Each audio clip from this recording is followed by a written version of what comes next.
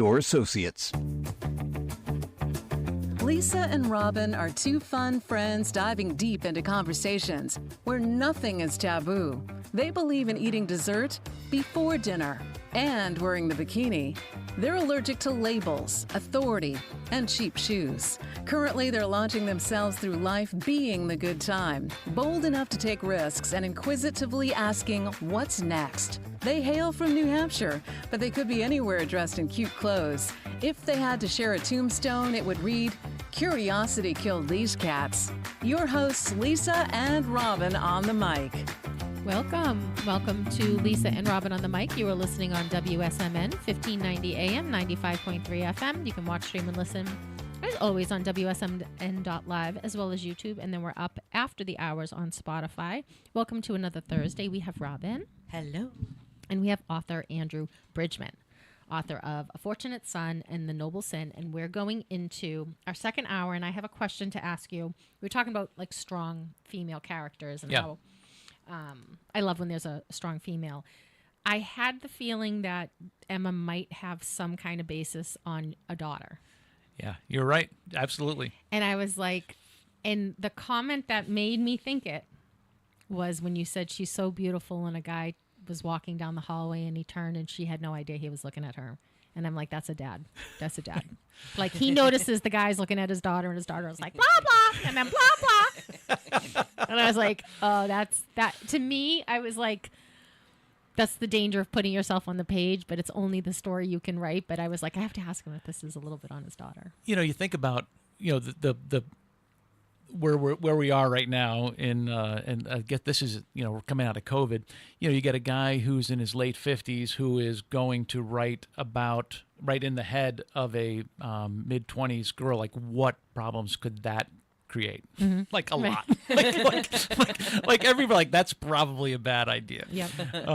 And I thought the same thing. And I thought about my daughter who is, she's just a very weird kid. Like she's weird, like she's beautiful and she's smart. The stuff that comes out of her mouth is just bizarre, and she's socially awkward, but she doesn't know that she's gorgeous. And she's a very strong woman, and my wife is, and my daughter-in-law. I'm surrounded by boss women, and so it wasn't hard to write that, but getting Emma's voice was easier when I would just sit and I would listen to my daughter tell me stories about living in Brooklyn. And I'm like, oh, that's going in. Yeah. That's going in. Nothing is sacred when you have a family member that's a writer. Oh my God. No, it's true. Yeah. I love it. I have said, my husband has some really good like one-liners sometimes, and he said something and I'm writing it down. He's like, what are you doing? I'm like, I'm writing it down. It's going in the book. I'm not even attributing you. I'm pretending it's mine. Absolutely. Yeah. No, you steal everything. I mean, quite a few of those. Yeah. Right. No, I enjoy smoking cigars, and we'll go to cigar bars, and I don't talk a lot. I just listen to these guys, and I'm like, right, scribble that down. Yes. I mean, that story. Like I've got a story in the third book that I'm writing right now that I was so excited to hear it. It's a real story from this guy, and I'm like, I'm going to attribute it to one of the characters, and people will think that I'm a genius, but no, it was just. I love it. So do you remember the movie The Town when Ben Affleck and Matt Damon? Was he in that? No. Oh, you're right. Who was the guy who was in? Let me Google. This is where advanced maternal brain just like decimates it. So Lee, oh my goodness, who's the guy who got ran over by his own tractor, who was in Mission Impossible, and he's in the DC Marvel movies? Jeremy Renner. Jeremy Renner's in it. Mm-hmm. We're gonna get there. Rebecca Hall, Ben Affleck, Blake Lively. Blake Lively was the one I remembered. And John Hamm. Okay, so not Matt Damon, John Hamm. So in that movie, there's a scene where they're dressed in the outfits that they just robbed the bank in. So they're dressed as the nuns. Yeah. They've got AKs or ARs, some kind of automatic weapon, and they're switching cars. And they pull over in front of a construction site, and there's a lone cop in a car. And he looks at them, they look at him, and he turns and looks away. Like he made the decision in that moment, like, I'm not participating in this. Yeah, right. I'm not going to get killed for this, whatever's happening. And that was a real story when Ben Affleck went into a prison in Walpole and Dedham to talk to people who had robbed banks because he was trying to get like some ideas for their like his character. He said, what's the weirdest thing that ever's happened? And he told that story. The cop just turned around and looked away, and we were like, well, we're not going to kill him if we don't have to. We're going to go. Right. And he's like, it's going in the movie. Like, it's going in. Like, it's so perfect. And it's so funny because it's one of my favorite scenes in the movie. Yeah. And so when we say at the because beginning, those are those real moments, those grounding you can't things. make that up. Yeah, the grounding thing. Yeah. And, you know, we say at the beginning, this is everything is fiction and this is all based on something, but kind of maybe not. Right. Right. Because we're all tethered to reality. We're all living in a world. Are you afraid of putting yourself too much onto a page? Do you have that worry? No, because it's impossible not to. Okay. Authors will sometimes get it wrong when they have a message that they want to send and they pop up from the bushes and they say, look at me. That's a mistake. But if you know me really well, like my wife will read a passage that everybody else will just take for granted, and then she will go, I know that was from a Negril honeymoon experience that you saw. Like she can almost like measure almost every scene in something that we've been together for 30 some years or whatever. And but I also think that writing late helps you a little bit with those things because you got a lot more stuff in the well. Yeah, I think so too. And that was why I was afraid to write young. And then I did property management and real estate, and I would be like, this is just for the book. I mean, you get into people's lives in property management. Really, you're in people's lives. You're in their homes, whether you want to or not. Whether you want to or not. No, I mean it's true. We were we had an insurance agency, and I probably had 10 meetings a day with different people, all in different parts of their lives. You're not. I wasn't thinking about using them but you have this stew or this, it's not a mosaic because these people all kind of dissolve into, but you have a way of reaching in that you find things that you probably wouldn't have. I certainly wouldn't have found if I was in my 20s. Right. Yeah, and I think there's a detachment that happens a little bit as you're older because there's been a detachment that's happened in me. Yeah. You don't care about anybody. I don't care about anybody anymore. Yeah, where that was, I cared about everything. Right. I have a T-shirt that says "I hate people." Yeah, and sometimes she would be like, "No, because I can't people anymore." Yeah, and I'm like, I totally understand. I get it. And it's funny because I'm an only child, and because I wanted friends and siblings and people to hang out with, everyone's told me how much of an extrovert I am. I'm actually not an extrovert. Yeah, I'm the same. I do like people. I do when I'm with the right people. I love being with people. If I'm not around the right people, wow, that's a drain. Like I go home and I can't function. I have explosive bouts of extroversion, but for the most part, I have no problem sitting in a room by myself and with my own thoughts and diving in that way. And I mean, it's just, but it takes a long time to figure that out. For a long time, I was just like, what can I say so this person will like me, and how do I please this person? And that's exhausting. Yeah. Because then you're at some point, it's like, I don't even know if I like you. I don't know why I care if you like me. Yeah. Right. Yeah, exactly. I've always been a people watcher. And my mother and I used to love, like one of our things would be we would go somewhere and then grab a seat and then we would make up stories about the people. Oh, that's awesome. That's so much fun. Okay. Yeah. So now this is how awful we were. We were, my mother was a very, very funny person. She was very smart. But she was very sad. She was very, very depressed. So we have a tumultuous relationship. It was very cantankerous. But when we had good moments, we had really, really great moments. And we would go and, do this. Well, Martha Stewart, before Martha Stewart was Martha Stewart, she had one show a year. And she would do either a Christmas special where would she decorate her house and put together a Christmas meal, or she would do a Thanksgiving special. Yep. So the first year we see one, and the second year we're seeing the one where like she's making her own wrapping paper and she's making her own ornaments and she's making her own thing and she's making something to tie the sheets to the bed. And she's doing all of this stuff and she's so just Martha. Yeah. Right. And my mother's like, her husband's banging twins somewhere.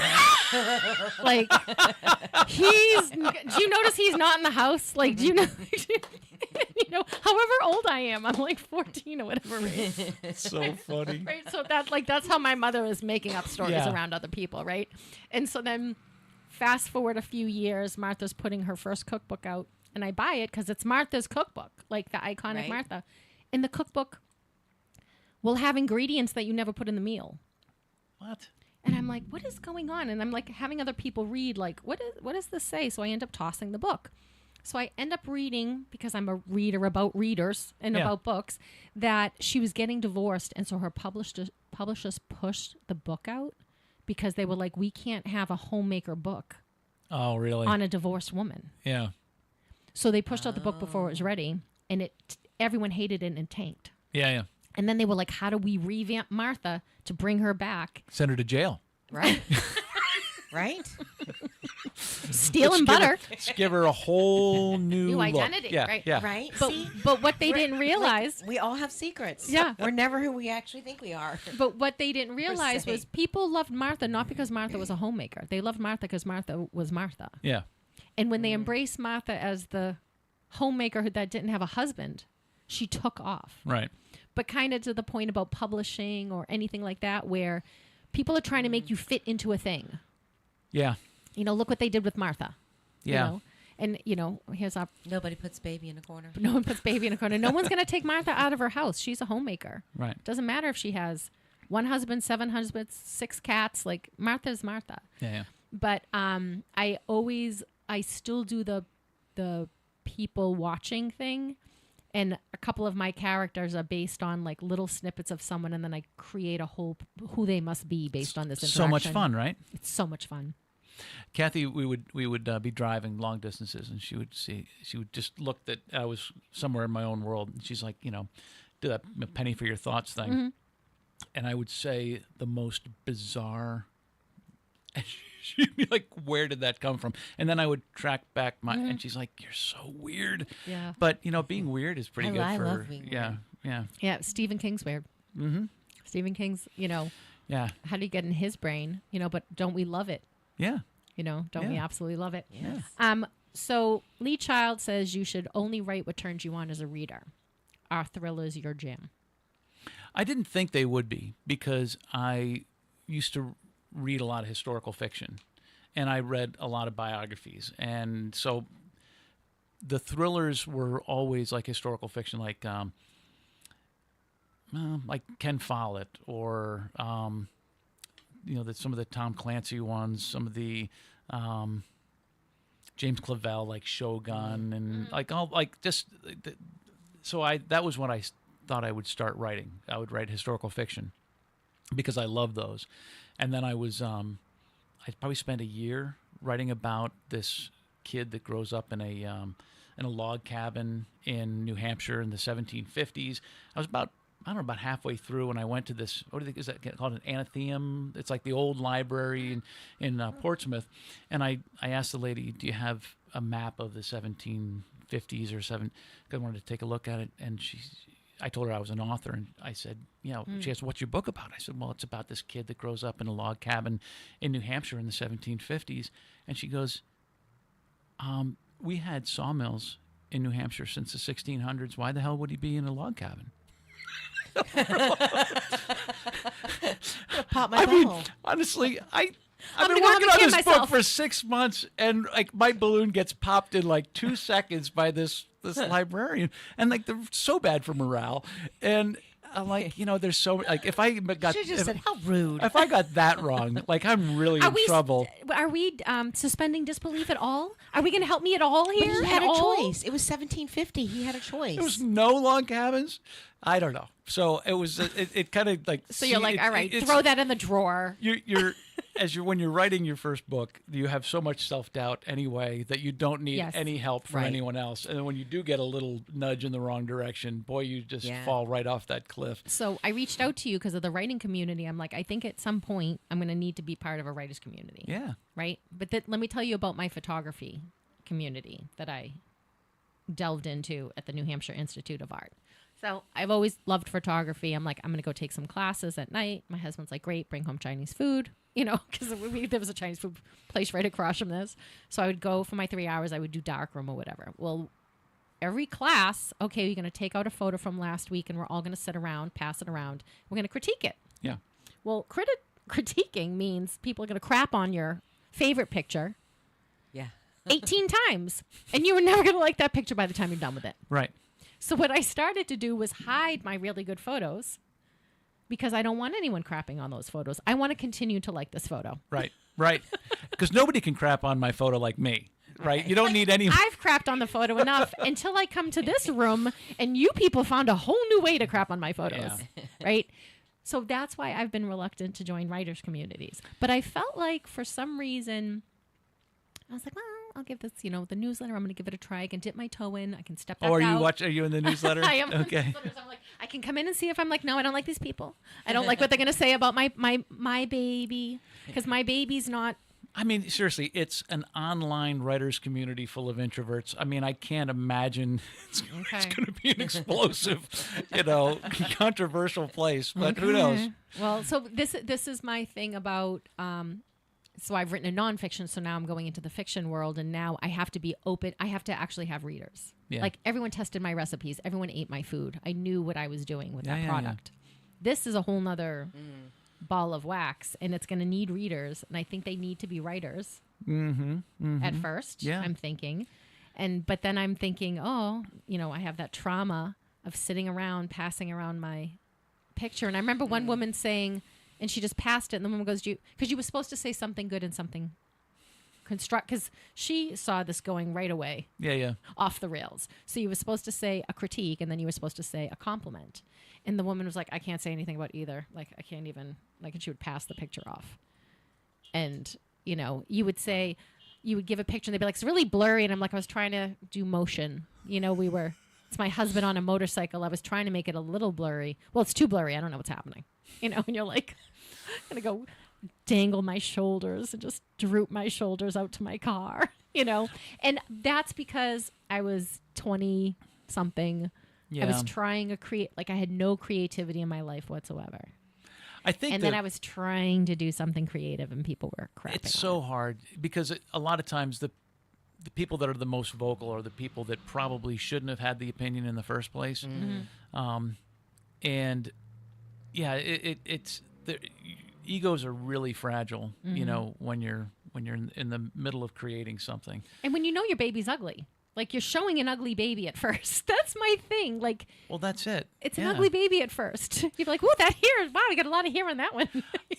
And that's one of the, so if people decide that they want to meet each other in this writers community and they want to show their work to each other, that's fine. But, the biggest problem about being a writer is that it's just a lonely business. And, and there's so much information out there and so much, misinformation and garbage that it's kind of like I'm going to set up a place, and if you want to just write quietly in a room, with the mute off, and that there's other people that are doing it at the same time, sometimes that's enough, but if you find a friend, and you're writing the same genre, or somebody's super encouraging, then that's the kind of thing I'm hoping for. What I don't want to do is to be the hall monitor for a writers community with a couple hundred people in there. A sounding board, place to get ideas, or just sometimes when I've had friends over the year who's I think everyone has a book in them. I think everyone has one, right? Because you have your story, right? So I think everyone has one book. Now, some of us have more than one in us, and then some of us. This is a magical thing that we want to participate in. I've always wanted to be a writer because I've only consumed in this world, and I need to contribute now. Yeah. I've taken as much as I can take. Oh, that's a really nice way to look at beautiful. it. Mine is just about, I just don't want to be forgotten. Okay. Just don't want to die and have not done anything. I have two questions. Going back to when did you finally decide to go all in and being like, okay, I'm going to write a book. I'm an author. We talked about your jobs. We kind of got off that. And I also wanted to know when you went all in, and how many books do you have in a drawer now? Yeah. So I think I was 55. It's probably 5 years ago, somewhere around there. Kathy and I had this insurance agency for 20 years, and I kind of pieced out. Like, I just stopped coming to work. Like, I can't do this anymore. You just didn't show up for your own company? Yeah. Yeah. I'm not going to work today. Yeah. And then I think my best sales job was telling my wife that she's really good at this and she doesn't even need me anymore. So that was when I went back to business school and I did some consulting, and I had really good excuses for these things. But at the end of the day, I just didn't want to be an insurance agent. But I kind of had this thing. It was like, I'll retire when I've hit a number. And so when I hit that number, then it was, okay, what do I want to do? What I want to be? And I mentioned offhand, I mean, we've been married a long time, and I never told her that I always wanted to be a writer. And it was like the needle just went across the record, and she's like, you have to do that. Like, so that's when I decided I would write her a book. And I would write, I knew what the dedication was going to be, and I just had to finish a book. And whether it was going to be good, whether it was going to be a bestseller, my feeling about expectations is that the higher your expectations are, the lower your resilience is going to be to actually accomplish it. So I didn't have any real expectations except that my goal was to write a book. And so I started with the historical. Actually, what I started with was I liked historical fiction, and I had an MBA, and I had 25 years or 30 years of business experience. So I thought I will write a historical business book, and there's a reason that that's not a genre. I was like, wow, that sounds boring. Oddly enough, Robyn, it was boring. You would not believe it. You can. I mean, it was a fascinating story, but I was trying to make a point, and I read it to my. It's actually. I mean, there's a thing called cringe mountain that somebody that you start doing something, and almost everything that you are going to attempt is super cringy, but you have to climb cringe mountain in order to get to this. Yes. So my first steps on cringe mountain were pretty bad. Yeah. And my brother, who's not at all business minded, he's a musician, and his wife is a theater person. I read the first 2 chapters, and the look on their face was like, I'm like, I don't think this is working. I don't think this is working at all. And so I put that one in the drawer, and then I decided I would write this kind of historical fiction about this 1750s, this kid, and the story was just kind of slipping around on me, and I wrote for a year. And my writing for a year means, for me, it's waking up at 4:30 in the morning, going upstairs and writing for as long as I can where my brain is still functioning, and then putting it away. I did it on vacations. I mean, I was really disciplined about it. And then not just the Portsmouth Library, but just realizing I had no idea what I've created a big mess here. And I didn't have the experience to take that mess and then build it into something different. So then I decided I would write a different historical fiction novel, which I spent another year writing that. And, my scenes were better, my dialogue was better, my characters were better. Kathy still wants me to go back and find those, because she wants to know what happens to those characters that she kind of fell in love with. Like they left her hanging. I did. And there's a period of mourning. You just spent a year on something, and you put it in the drawer. It feel for a little while you feel like everything that you just spent all that time on was for nothing. But because I had made that promise to her that I was going to, hand her this book at the end of this thing, so I just kept doing it. And I realized that I needed to write something that was really plot driven, and that would teach me how to write better. And all of a sudden, that was when it just kind of everything clicked, and I kind of found my lane. Like, oh, this works.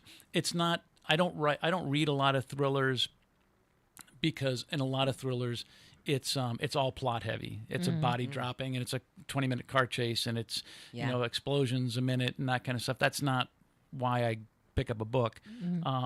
but if it doesn't have a story, I'm not really interested in Just long, characters. like real slow conversation around it. Like we have About the yearning we have and the slow longing. conversations around our house all the time. I don't need somebody else's. I don't need to actively participate over here in them. So then you just write the book that you feel like. You want to read. Yeah, that's exactly right. So I wrote the book that I wanted to read, and then it turns out that other people wanted to read it too. Yeah. So, yeah. So can you, so you self-published it because your foreign rights were through your agent. Yeah. And you did this hybrid publishing. Are you going to continue, or once you get, like, you can track your numbers? Yeah. So can you go to your agent back to the Random House and the Penguin and all of those places and say, I've sold 250,000 copies. Hey, do you feel like participating in this party? I haven't sold that many copies, but you know what? We can lie. Well, I'm going to say when you add Hungary and Germany and all those, you might. You know what? Let's use your number. Yeah, I like my number. I like your number. That's fine. Yeah. Everybody says that they're the best. Yeah. I'm not very good at that. Yeah. You need probably... you need an agent. So this is the thing, right? So in my head, I was like, watched Hugh Howey do his thing. I'm like, okay, I've got my books in me. I've got my stories. The first one, my pragmatic business brain had parents telling me, you need to go make money. Mm-hmm. You're not taking photography in college. You're not taking a class on photography because you're not making money doing that. So you're not I wasn't even allowed to entertain my 4 years of entertaining. I wasn't allowed to entertain. No electives. Right. And then they didn't even pay for it. I don't know why I continued to listen to them and never took it was sort of like, no, you're right. No, I'm never gonna, right? I got 3 jobs. This sucks. Right? I got to make money. No photography for me. Please do not follow your passion. Please, right. Yeah. But so even in this, but I've been dying to be creative. Yeah. Right. And I've been boxed into this business and make money and make more money. And if you're not growing, you're dying. And like all of this, right. And so now I'm like, okay, I've got this little creative outlet. Yeah. And I know I'm going to do it on my own. Yeah. Because I know I'm not going to be marketable to the group, especially in this thing. Right. And so even in having a well-defined, I don't have to go through the rejection process. I was like crying to her on the phone one day, like, this is why people's dreams stay in drawers. Yeah. How can I be at the end and it be done and it not be done? When is this thing going to be done? And you think writing the book is the hardest thing? No. Marketing the book, getting up on pages, doing all of these things. But once I took the panic of, I'm not in a drawer. I am so much ahead. But when I look at all of these people on Instagram who are talking about their book being rejected, and I'm like, self-publish. I want to push people because your dream doesn't have to stay in a drawer. No, I completely agree with that. So what would you say to the person who's got 3 dreams in a drawer? Well, and I don't they're think not writers? I don't think that having dreams I don't think the drawer is the sign that you didn't follow your dreams. Okay. I think putting a pen to a piece of paper and starting, that's maybe good enough. Sometimes writing just changes who you are. It doesn't have to change anybody else. Yes. So if just the fact that you started something, I look at life a little bit like a treasure hunt, right? So I'm in the backyard, I've got a shovel, and I dig, and there's so many things I'm not really good at. But I've been digging for a long time. So plein air painting, I took plein air painting, really tried, and I suck. And but did you enjoy the process while you did it? Yeah, I noticed things that I never would have noticed before. So whether somebody says that they want to be a writer and they don't finish a book, the fact that they started, that's pretty cool. I mean, so having a book in a drawer isn't a bad thing. Okay. See, and I'm like, because I had so many books in drawers for so long, and even right now, I pulled out this notebook because I'm like, I need a new notebook, and I realized every page but one page was filled.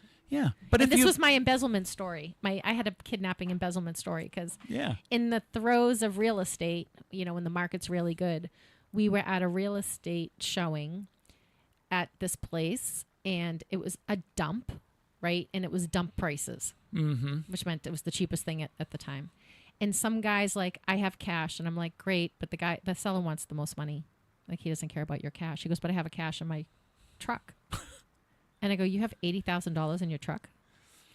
And he goes, I have $80,000. I can buy this cash. I'm like, well, first of all, real estate transactions are not kidnappings. You don't come with cash. You wire transfer money to a deed. Like, you're going to get rolled. Dude, I don't know who you are. I don't know what's going on here, but you're going to get, like, I was really, like, starting to get concerned for him. Because, like, if I was slightly worse of a person, I would bundle him and take 80 grand. Yeah. And he would have, like, he'd be missing. But that's the writer in me. Yeah. And I go home and I'm like, oh, wait a second now. Wait a second. And it becomes like a story of people trying to prove that they're somebody and they're successful and they have this money for real estate and they have all this stuff. So they start embellishing. Now, does the guy really have 80 grand in a suitcase? I hope not.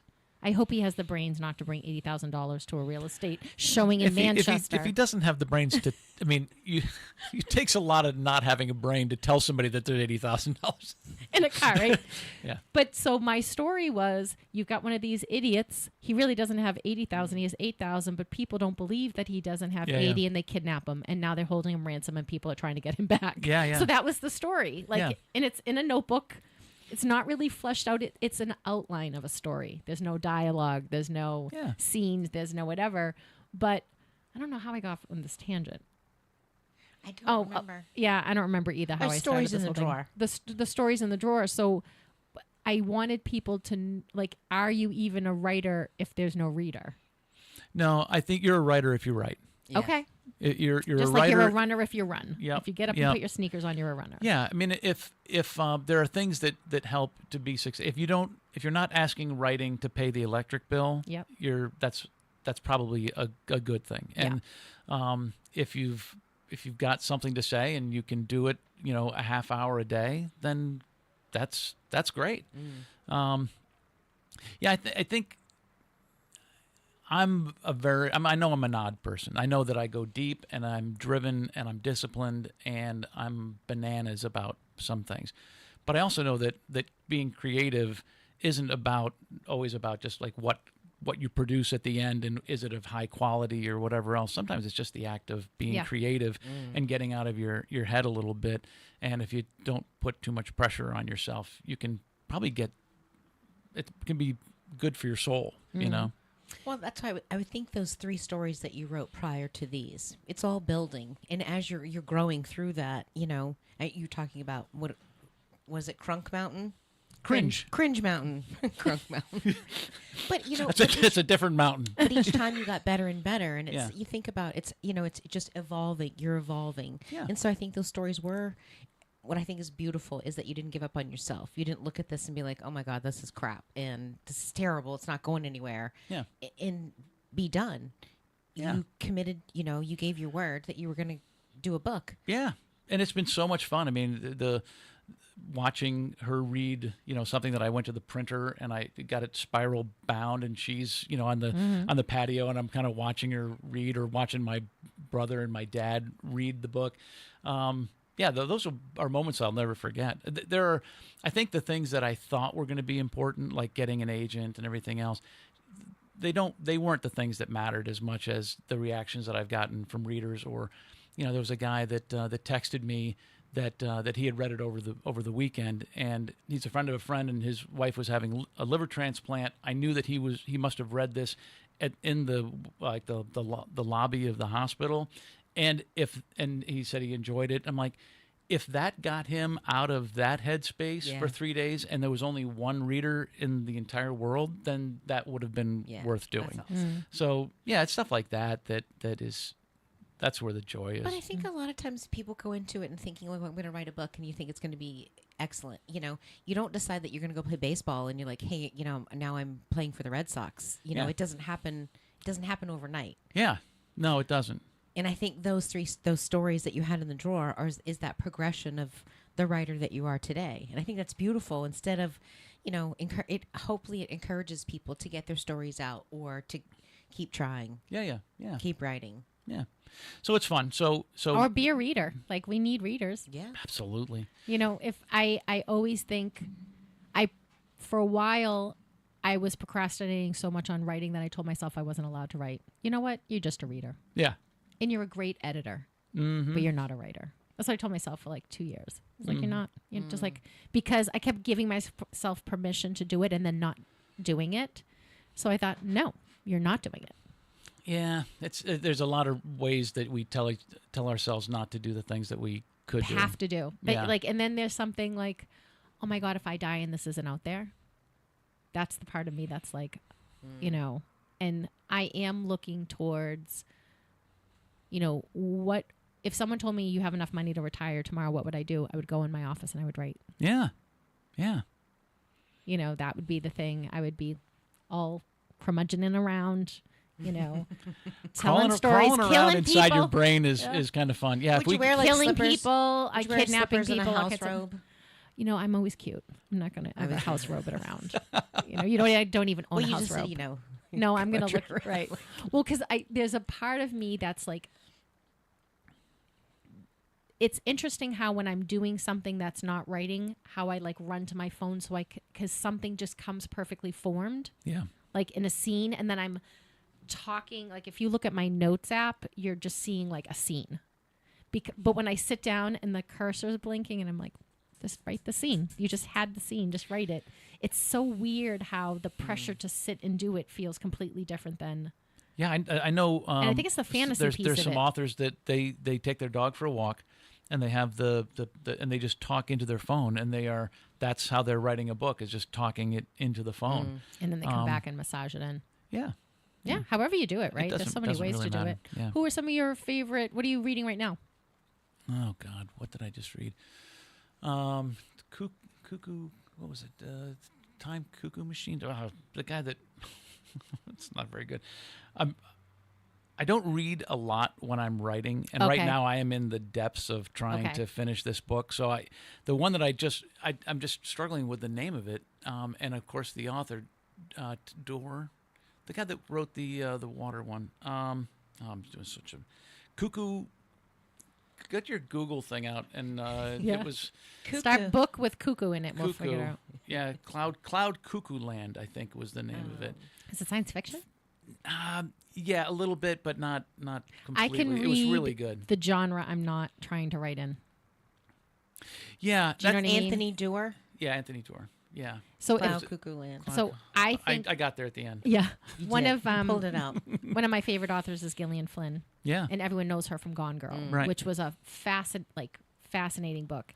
In one of the interviews, she talks about she wanted to get into the heart of marriage, and she had done she had her previous books, Sharp Objects and Dark Spaces, were about solitary, isolated characters. So she didn't want to do that again. So she wanted to do a marriage. yeah, But she knew it wasn't until she had saw an interview with Dennis Lehane that there actually needs to be a thriller at this, or nobody's going to care. But she wanted to talk about marriage. yeah. And so that's how she went into it. And on this one topic, like I have two main themes in the one I have. But it's like you need to have I need to have a thriller, like a question and a mystery piece Yeah, to probably keep me going, or otherwise this is going to be a wieldy life story of 5 different people. right. And it's not a life story. It Yeah. needs to be a condensed story. Yeah, So I won't be able to read a thriller while I'm doing that. But you're like FBI, so I feel like even though this is a thriller that's FBI, it's still fine because I don't have FBI piece in mind. I don't have any police work.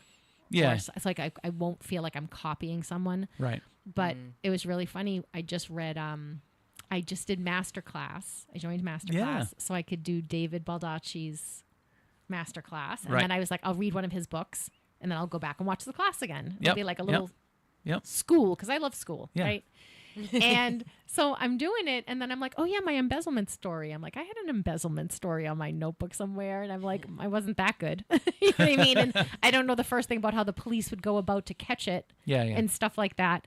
And but I read Hope Falls is the name of the most recent book, and it's going to be a series. Mm-hmm. So I can't wait for that one. That's coming out. But this one too was another one. Technically, they're thrillers, and I shouldn't be reading them now, but they're You giving can read me enough. anything if it doesn't mess you up.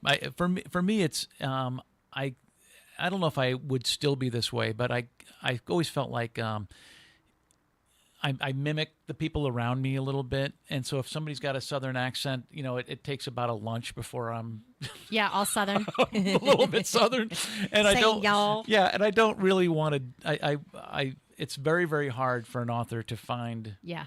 their own voice, and maybe it's not as fragile now as I once expected it to be, but I'll read a lot of short stories. I'll read and that I find those are fine, but yeah. So can you tell us what your next one, what you're working on now? Or is that hush hush? No. It was funny. I had a name for it. I guess it's probably going to come out this fall. And it was I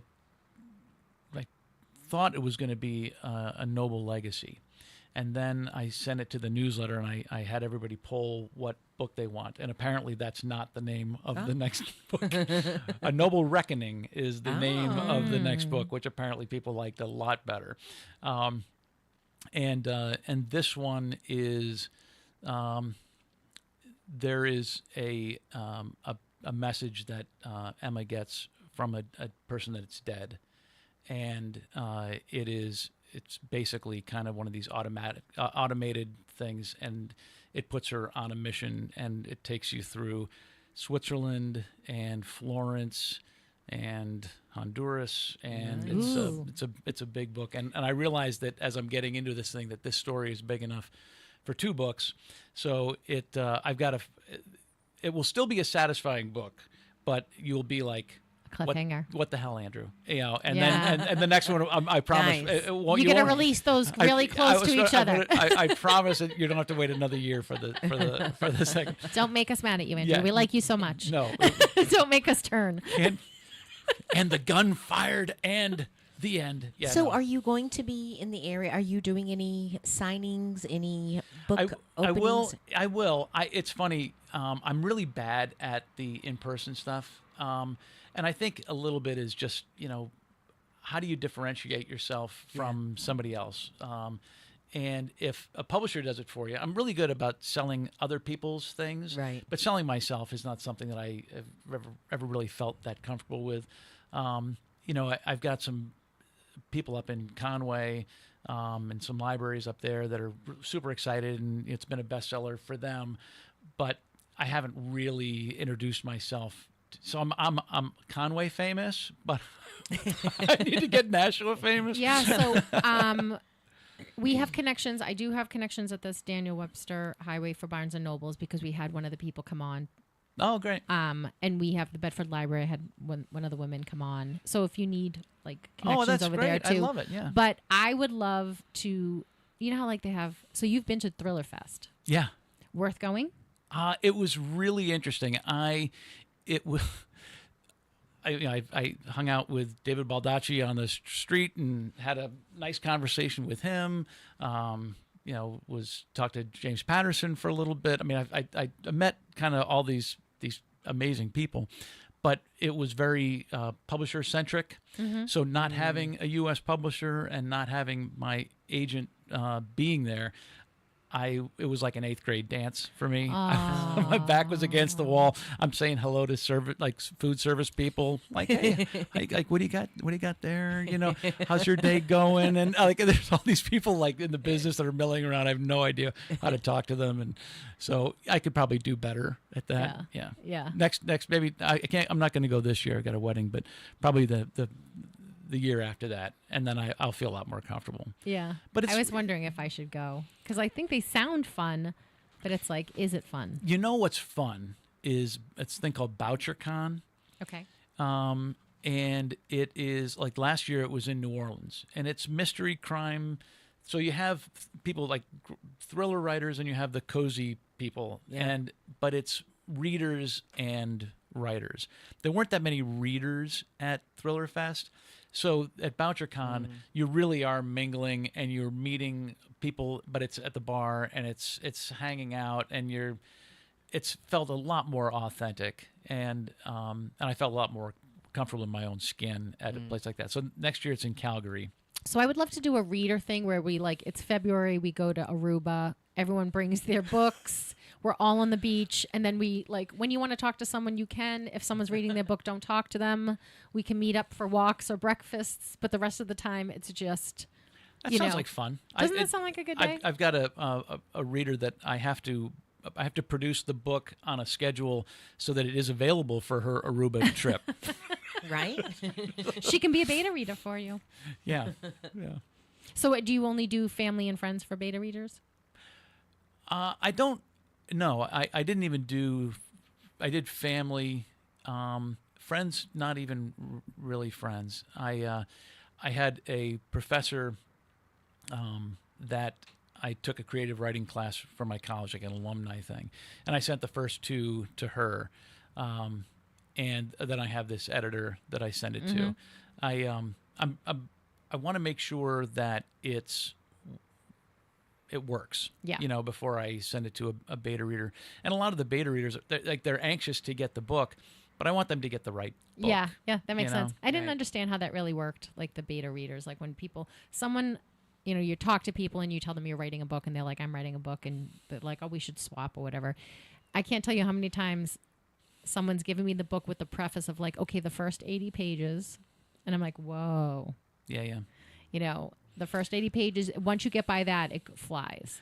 And I'm like, well, then you need to start 80 pages in. They're like, you haven't read the book yet. I'm like, I know, but if you're telling me, you're warning me about the first 80 pages, you got to go in where, and this guy was writing science fiction. So he's like, but I have to build the world.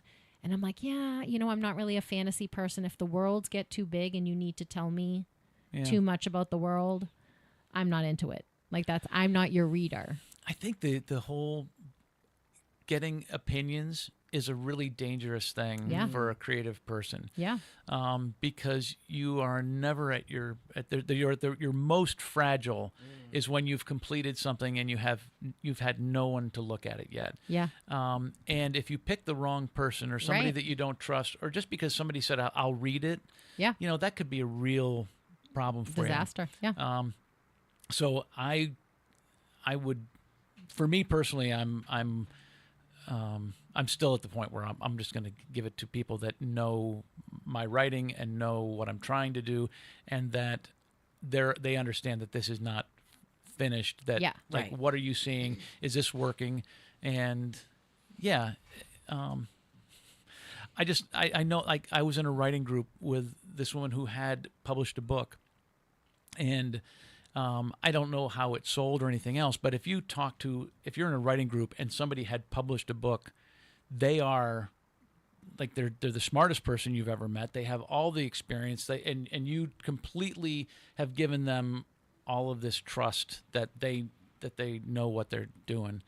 And I gave that to somebody, and they obliterated what I had. And it wasn't because it wasn't bad. I just think that was kind of their personality. Mm-hmm.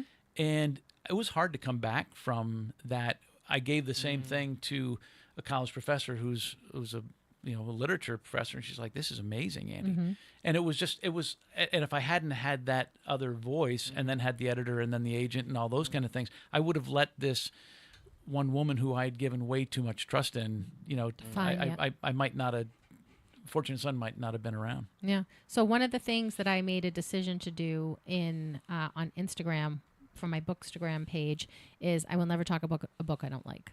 I think that's nice. Yeah. You know why? Because you probably spent 10 years on it. 700 other people like it.